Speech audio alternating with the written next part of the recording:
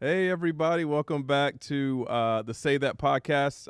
This is a podcast for Wingstop, by Wingstop, and we talk culture, people, business, current events, and all things that the podcast world likes to hear.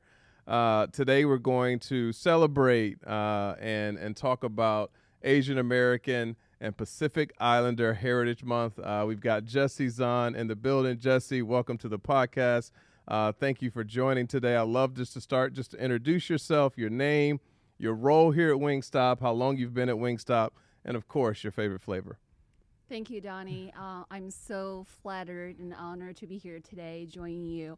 And I've been with Wingstop for 2.5 years. Jessie Zhan, Senior Manager of Supply Chain Management. And my favorite flavor used to be mango hub and spicy cube, but since hot honey relaunched, Yeah, hot honey, shout out again. yeah, that's my new, favorite flavor now. Yeah, that's great. Yeah, hot honey, don't forget, you can go to wingstop.com, place that order. Hot honey is also my favorite flavor as well. So let's get right into it, Jessie. I'd love to hear about what brought you to Wingstop. What'd you do prior to Wingstop? You can kind of walk us through your career, give us a high-level perspective on what you did before, and then what brought you to the organization. Yeah, absolutely. So I had 12 years of supply chain management experience prior than I joined Wingstop in October 2021, primarily in retail world. Okay. You know, I managed the 7-Eleven private label retail food and bev category Yeah. for 4.5 years. Yeah. You know, downtown Dallas. Yeah. And after that, 7.5 years managing a private company that's based in California. Okay. Vendor of record for Costco, Kroger, Sam's Club, and Walmart, for example. And apparently, the last 18 months of that 7.5 years is remote from home due to COVID. Yeah. So I was telling myself for my mental health, I cannot work from home any longer. I don't want to fight bandwidth with my husband any longer. So I need to step out. I still remember the day that I came in to Wingstop for an interview, the last round of interview. I was like, oh my God. I enjoyed the sun. I enjoyed the driving. And also Wingstop is my first QSR, journey. Yeah. I was so excited, to dive into a new industry, to understand about restaurant business. Yeah. So it's a great combination of supply chain management and a retail, and a restaurant industry. So love it. Yeah. So what brought you, why did you apply? What was intriguing about the company at that time? What made you say, you know what, I want to work there? Yeah, I think during the interview process, the whole Wingstop humble, hungry, smart, component really impressed me so much. Yeah. And like I said, I think it was just really time to change from retail to a new industry, just to understand, hey, what is different about restaurant? Why is so this brand has grown so well? That was really my incentive. Yeah, very cool. What are some of the things you work on right now? So project work, what's your responsibilities day to day? Can you give the audience a little insight about the work that you do here at Wingstop to help bring flavor? Yeah, absolutely. So in the past 2.5 years, I was primarily managing the ingredient category, food and bev, which is the number 2 COGS category for the company. Yeah. I was so excited to, be part of it because our leadership team comments all the time. Supply chain is the backbone of the business. So we were able to work so hard and, identify and deliver value for our brand partners on COGS, on cost of saving. And then starting this year, I got the new opportunity to dive into new categories like service for restaurant and brand partner, which includes everything, like pest control, direct TV, used cooking oil, etc.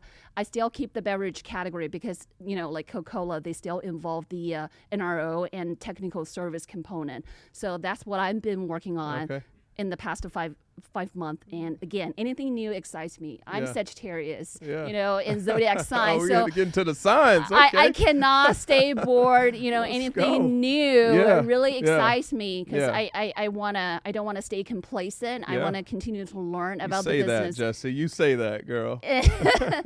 And understand the business better about different perspective for our brand partner and how those service categories and COGS impact their P&L. Yeah, I love the passion. The passion's coming through. I feel it.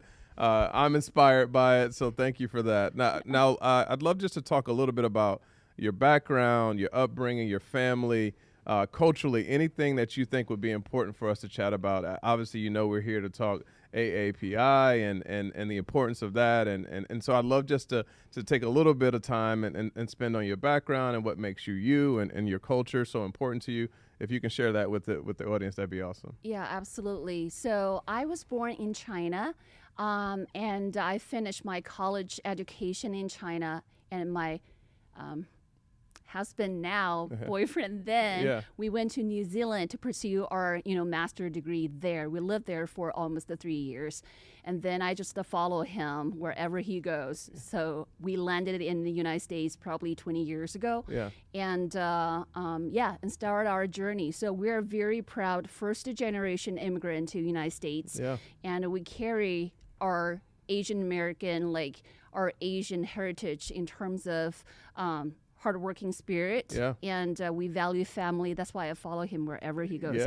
He went to so many different continents and projects, like in South America, Canada, etc. So I've been following him. What's your husband's name, by the way? Long. Give him a shout out. Tell him hi. Tell him hi. Tell him hi. Thank you. We value, Asian Americans, definitely we value family. Family is top priority things. So wives make compromise on, taking care of the kids and everything. We value education. My son calls me a bully all the time. I'm like, you got to work hard. Nothing is free. You got to earn it. So that's what I'm really proud of about our Asian, culture component and heritage. Our, parents and grandparents' generation have been carrying over it and been telling us since we were little kids.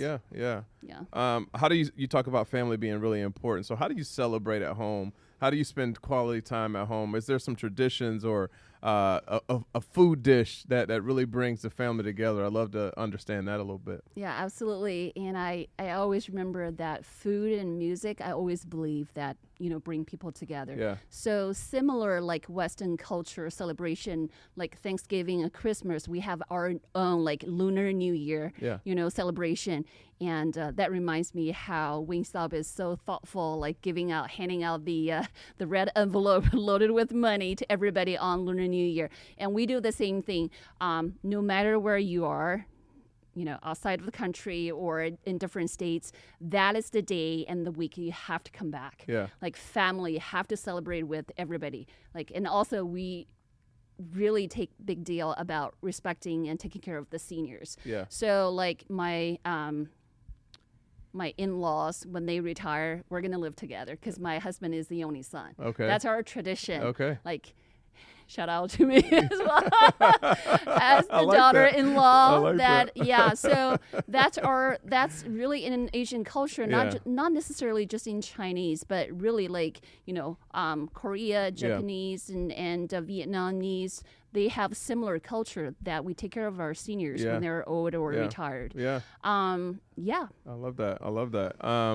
We're all about flavor. Is there a particular dish that you think really brings your family together and makes you feel, that comfort, that it reminds you of home? Is there any particular dish that comes to mind? Thank you for asking that questions, because I know I only represent one small component of AAPI community, because there are 50 different subgroups under this. So for us in particular, on our Lunar New Year, we definitely have to have fish on the table, and we purposely not to finish that at the end, because that simplify that represent we have surplus after a hard year, a whole year of hard work. So that means it brings good luck for upcoming year. That means we have something left over that we saved. I love that. That's great. And regarding we have Asia just has so many varieties of cuisine style. It's hard to, like Right. cover everything. Yeah. I know every different culture has their own unique food. Like I know our chef always asks me, how you guys eat like chicken paws at home? We cook it in so many different ways, even though that's probably the least available out of the poultry strategy, but that's something we don't use. But yes, we eat a lot of things that Western culture don't necessarily like prefer or like. Sure. Yeah, very cool. When you think about, authenticity is one of our core values here at Wingstop, and it's very important to us that people feel like they can be their whole selves, they can bring their whole selves to work. How has Wingstop enabled you to be authentic, your authentic self, and bring some of your culture into the workplace? I'd love to hear your perspective and your thoughts on that. Yeah. I mean, I've been here for 2.5 years. It's just amazed me how all different kinds of organizational activities have been conducted with different monthly theme, catering to those different themes and the different groups. And like the Wingstop charity, activities for Special Olympics, we all participate in, like the monthly, the Speak Your Flavor we're doing right now. Yeah. So you talk about, just talked about the diversity that we celebrate here and we share here, inclusivity, which is obviously really important as well. But for you and your career, how does that show up in your career in terms of you having the ability to grow, learn, have those opportunities to learn? Do you feel like that you have that here? And if so, how has that come to life for you? Apparently my promotion from late last year already spoke up about that, that part. So I was never worried about that because of my, minority identity. Yeah. I was worried about if there was any like glass ceiling or whatever, I put in my extra work and apparently my leadership saw that and recognized that and give me that great opportunity. And like this year, diving into new categories. So I was really grateful and appreciative. Yeah. Great. What a lesson from growing up? What is one of the biggest lessons you've learned as a kid growing up that you now will pass on to your younger generation, your kids? Yeah, the value system my grandparents' generation and my parents has always been working hard. Like period. Working hard and earn it, and there's always opportunity out there. So as long as you try, you give a shot, give your best of yourself. And most important thing is continue learning. Like never stay complacent no matter where your age is. Like my mom, she's already retired, but she's still in like community college, taking to something related to sing opera or something. So that really inspired me. Like learning is endless journey for ourselves. So we can continue to enrich ourselves. Endless journey. Like we can continue to enrich ourselves to be a better version of ourselves. That's what I've been telling my son, my kid as well. Like you just got to give the best of yourself continually, like no matter what. Yeah, I think that's really important. Like being a life learner, I think really enables you, to your point about your mom being retired, but still finding those opportunities to grow, right? And I think if everybody takes that approach, they'll be really happy with the outcome when they take a step back and look, the last 3 years, the last 5 years, they'll be really happy at what they've been able to accomplish if they take that approach of being that life learner. So great lesson, not only for your kids, but also for all of those that are listening. When you think about Wingstop and the future, what excites you the most? I think the growth outlook that Michael shared last time in the Q1 earnings call is so exciting. We heard some very brief indication prior, but the earnings call he released about the 1,400 committed NRO, and just by looking at what we've been managing from supply chain perspective in the last 2.5 years, that number itself, it's terrific. It's so empowering. We are so fortunate to be, part of this process and the growth, and hopefully, witness the continuous flywheel growth from this brand and be part of it. So that's what, really excites us every single day. New challenges, but great challenges. And to me, I always like to think positively is it's opportunity. Great. Is there? I think I asked you this question the other day during our Speak Your Flavor, but when you think about the role that an organization plays, specifically Wingstop in AAPI as an example, or celebrating others' backgrounds and diversities, what could we do differently or better? What would you like to see us do differently or better? Yeah, I think is having more activities like this for culture exchange. A lot of times, I was really surprised to see the boba tea that we hand out on the same day of Speak Your Flavor. A lot of people has never tried. So at the end of the day, it's really about creating opportunity and a venue for people to learn about each other better. A lot of times, it's about enhanced understanding. And then respect toward each other on the culture and respect the differences. We don't have to align or agree on everything, either politically or religiously or culturally, but it's about, mutual understanding and then respect. And also for us, AAPI community, how can we, as 7% of this country, how can we engage better?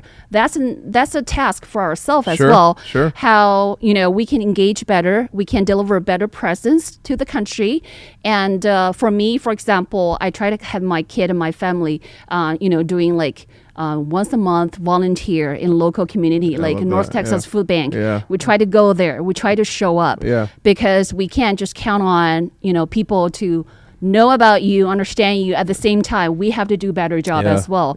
Engage more, and then have that collective, voice being voiced out, so we can have better, opportunity to be understood, to be respected, and then utilize that collective voice for, advocacy. Yeah, I love that. Yeah, and I think advocacy is really important and it's really about learning. It's about being open to others' cultures, listening, doing a lot of listening, and asking the questions. I think that's another piece. It's like oftentimes we know the person may look different than we, or grew up different place than we did, but we don't ask the questions about their experiences and getting to know those experiences. So I think the more that we broach that, meet each other halfway, the better place we'll be in.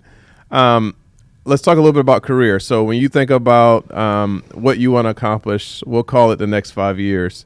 What would be important for you to accomplish over that time? Do you have a North Star? Do you have an ideal role or opportunity that you would like to grow into? Have you thought much about your career and what's next for you? Yeah. Thank you for that question, Donnie. I think in general, I would say sky's the limit. It's not about opportunity offered from the organization to me. Instead, for myself, how I can continue to improve, to learn better about business, to learn better about, brand partners' business model, how we can help support from all different perspectives. So I think it's quite mutual. And then again, just keep learning and understanding better. Yeah. And I'm learning Korean, and I just got my supply chain certified professional certificate last year. Yeah, congrats. So I will continue to, on my path, continue to grow within and with the organization together. I like it. What drove you to learn Korean as another language? K-pop. I love. What's your favorite K-pop band? I'm very superficial. I judge people by looks. As long as they're good looking, I will go by. I'm learning a lot about you right now, Jessie. K-pop is quite popular. I actually took my first trip to Asia this year, and K-pop is the thing over there for sure. I was really about to ask you that question, like which Asian country you've been to. Yeah, so went to Japan. Amazing. Tokyo to be exact. Had an amazing time. Amazing people, amazing culture. Everybody was swagged out, like 80-year-olds, didn't matter. They were swagged out. So I love that. Very clean, safe, really nice people. They're so nice, they make you want to be even nicer, which I thought was really cool. So I had a great time. Awesome. Yeah. Okay, so I think we're at this point in our podcast today. Is you can ask questions of me. Any questions that you'd like to ask? Anything I can help answer for you? The only thing, like I said, is continue to create, interactive, activity or venue like this to give We not are just the committed to do that. AAPI, We're but committed all to that. groups the opportunity to educate everybody about their culture, their uniqueness, their story, their wishing list. Yeah. So Yeah. We'll be committed to doing that. It's really important to me. Obviously, it's really important to leadership here is that, again, people can show up and be their authentic selves and bring their whole selves to work. And that looks different for every single person. And I think we have to appreciate that not only as an organization, but from a peer-to-peer perspective. Like that is the uniqueness about Wingstop. I think that's one of the things that makes us really special. So we're committed to doing that for sure. Awesome. Yeah. Well, appreciate everybody tuning in to the Say That podcast. Please subscribe on YouTube and Spotify, and we'll see you next time. Peace. Peace. Thank you.